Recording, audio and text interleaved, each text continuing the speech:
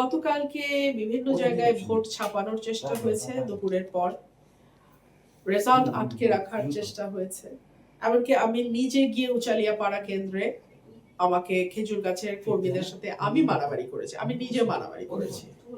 মারামারি করে আমি কেন্দ্রে ঢুকেছি, আবার ভোট গুনিয়েছি, কিছু ফলস ভোট ওখানে পেয়েছি।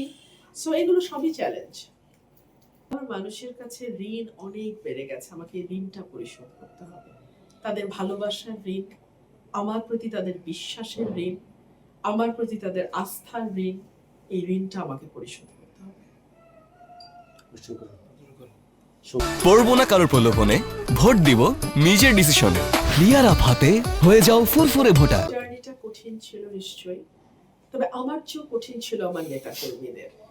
ধরুন আমি যদি আজকে না জিততাম, আমাকে হয়তো আবার ঢাকায় ফিরে যেতে হতো, আমি আমার পেশায় ফিরে যেতাম।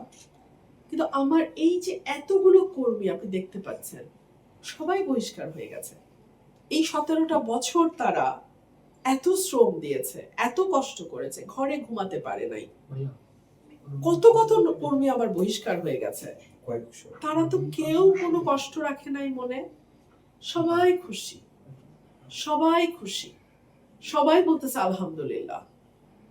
আমি ভালোবাসার ঋণ কিভাবে শোধ করব? যারা প্রতিশ্রুতি দিয়ে চলে যায় তারা কিন্তু বেশিরভাগই দলীয় প্রার্থী, দলের মার্কার কারণে তারা জিতে আসে এবং তারপরে আর তাদের খবর থাকে না। আপনি যেটা বলছেন, আমি তো কোনো দলীয় প্রার্থী না। আমাকে যদি এলাকায় আরেকবার নির্বাচন করতে হয়, কাজ করা ছাড়া আমার হাতে আর কোনো অপশন নাই।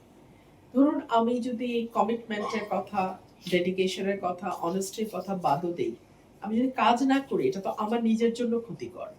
সো আমার নিজেকে টিকে থাকতে হলে কাজ করতেই হবে, এর বাইরে আমার আর কোনো অপশন নেই।